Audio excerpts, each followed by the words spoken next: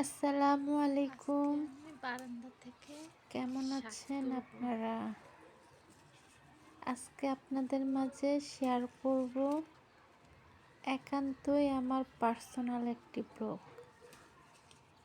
সেটি হচ্ছে আলু শাক রান্নার রেসিপি। মাশাল্লাহ, অনেক সুন্দর এই শাক। ইট পাথরের শহরে যেখানে একটা পাতাও পাওয়া যায় না, সেখানে নিজের হাতে লাগানো কিছু করে খাওয়ার মজাই কিন্তু আলাদা। তাই আপনাদের মাঝে আমি আমার নিজস্ব এই ব্লগটি শেয়ার করছি। বাইরে গিয়ে শাকটা বারান্দায় তুললে বেশি ভালো আলুর হতো। গাছ এনে লাগাইছিলাম গ্রাম থেকে। আল্লাহর রহমতে এখন দেখি গাছটা অনেক বড় হয়েছে। কয়দিন পর পর ভালোই পাতা হয়। অনেক সুন্দর। আর আমি কি করি, পাতা হওয়ার জন্য অপেক্ষা করি। যখন অনেকগুলো পাতা হয় তখন সেগুলারে তুলে রান্না করি। মাশাল্লাহ, আজকে অনেকগুলো পাতা সব হয়েছে, খাড়ি করে ফেলেছি। প্রায় এক এই তো তরকারির মতন হবে। আমাদের শাক তোলা গাছ থেকে কমপ্লিট। সুন্দরভাবে পাতাগুলো আগে তুলে নিলাম।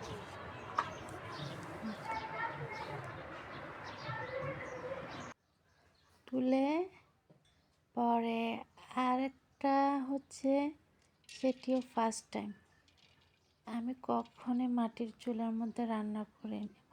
সরি, মাটির চুলা না, মাটির পাতিলে আমি কখনোই রান্না করিনি। আজকে ফার্স্ট টাইম মাটির পাতিলে রান্না করতেছি। একদিক দিয়ে ভয় ভয় কাজ করছে, মনে হচ্ছে মাটির পাতিল তো এই বুঝি ভেঙে গেল, এই বুঝি ভেঙে গেল। আর মানে ধোনোটাই, একটা হচ্ছে নিজের লাগানো তরকারি, আর একটা হচ্ছে মাটির পাতিল। তা আমি পাতাগুলোকে নিয়ে বুটের ডাল, সেটাকে ভালোভাবে ধুয়ে আগে সিদ্ধ হওয়ার জন্য পাতিলের মধ্যে বসিয়ে দিয়েছি। কারণ এই ডালটা সিদ্ধ হওয়ার জন্য সময় নেই, তাই আমি পাতাটা ছিঁড়ে ডালটা বসিয়ে দিয়েছি। ডাল সিদ্ধ হতে হতে এই ফাঁকে আমি বাকি কাজগুলো করে নিব। অনেকখানি সিদ্ধ হয়ে গেছে, আদৌ সিদ্ধ মানে ফুল সিদ্ধ হয়নি। সিদ্ধ হতে থাকুক, এ ফাঁকে আমি অন্য কাজগুলো করে নিই। এই তো একটা হাত দিয়ে দেখলাম যেন ভালোই সিদ্ধ হয়ে গেছে। এখন তো আমি ঢাল ঘুটনি দিয়ে ভালোভাবে এটাকে মিশ্রণ করে নিচ্ছি। মিশ্রণ করছি, কিন্তু আমার কাছে কেন জানি ভয় ভয় কাজ করতেছে। মনে হচ্ছে এই বুঝি পাতিলটা ভেঙে যাচ্ছে। বলে না, ফার্স্ট টাইম যে কোনো কাজ ভয় ভয় লাগে। ডালটা ভালোভাবে মিশ্রণ করে নেওয়ার পরে দিলাম লবণ, হলুদ, মরিচ। আর এই ডালের মধ্যে যদি আপনি প্রথম অবস্থায় হলুদ মরিচ সব কিছু দিয়ে বসিয়ে দেন, তাহলে কিন্তু সহজে আপনার ডালটা সিদ্ধ হবে না। সহজে কি, ডালটা মুটে সিদ্ধই হবে না। তাই এই ডালের সিদ্ধর জন্য সবচেয়ে বেটার অপশন হচ্ছে ভালোভাবে ডালটারে ধুয়ে পরে সিদ্ধ যখন হয়ে যাবে, তারপর আমরা হলুদ মরিচ লবণ দিয়ে দিব।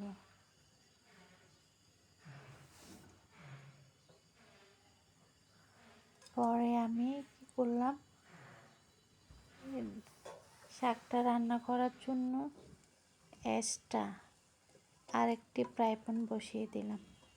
সেটার মধ্যে দিয়ে দিলাম চিংড়ি মাছ। চিংড়ি মাছের গায়ে পানি ছিল, তাই প্রথমে চিংড়ি মাছের গায়ের পানিগুলো শুকিয়ে নিলাম। তারপর দিলাম সয়াবিন তেল। পানিসহ গরম তেলের মধ্যে মাছ কিংবা মরিচ, হলুদ এগুলো দিলে কিন্তু তেলটা ছিটকায় শরীরের মধ্যে পড়ে, তাই পানিগুলো শুকাইয়া পরে তেল দিলে এতে আর কোনো সমস্যা হয় না। পরে শাক রান্নার জন্য দিয়ে দিলাম কাঁচামরিচ, কাঁচা পেঁয়াজ, রসুন কুচি। এগুলোরও এই তেলের মধ্যে খুব ভালোভাবে ভেজে নেব।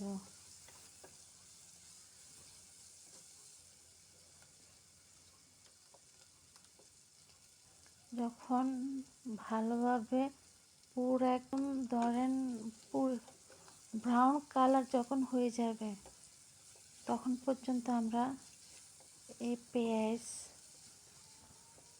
কাঁচামরিচ, চিংড়ি মাছগুলোকে ভালোভাবে ভেজে তারপর ডালের মধ্যে দিয়ে দিব।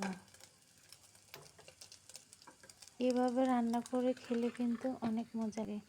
কাঁচা পেঁয়াজগুলো সরাসরি না দিয়ে এভাবে ভেজে দিলে তরকারিটার আরও দ্বিগুণ বেড়ে যায়। আর আমরা হলুদ মরিচ দেওয়া ডালটা যখন ভালোভাবে হলুদ মরিচগুলো কষানো হয়ে যাবে, এ পর্যায়ে ভাজা চিংড়ি মাছ, কাঁচামরিচ, রসুন এগুলো দিয়ে দিলাম।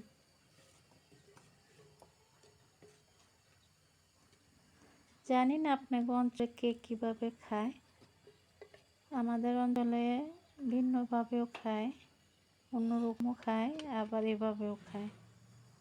আর আমার কাছে মনে হয় এটাই বেস্ট রান্না, কারণ এক একটা এক এক রকমে রান্না করা যায়। পরে এখন সব কিছু আমাদের কষানো শেষ, এখন দিয়ে দিই আলু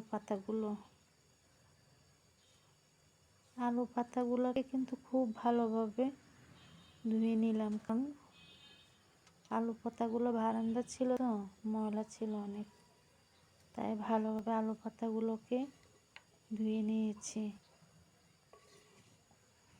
এখন আমরা এর সাথে এটাকে খুব ভালোভাবে মিশিয়ে, আর এই পর্যায়ে আমরা কিন্তু বেশিক্ষণ রান্না করব না, কারণ আমাদের ডাল, মায় মশলা যাবতীয় সব কিছু কষানো তো কমপ্লিট হয়ে গেছে।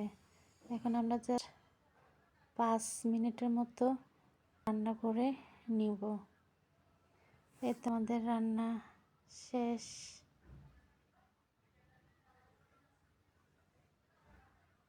সবাই ভালো থাকবেন, সুস্থ থাকবেন। আল্লাহ হাফেজ।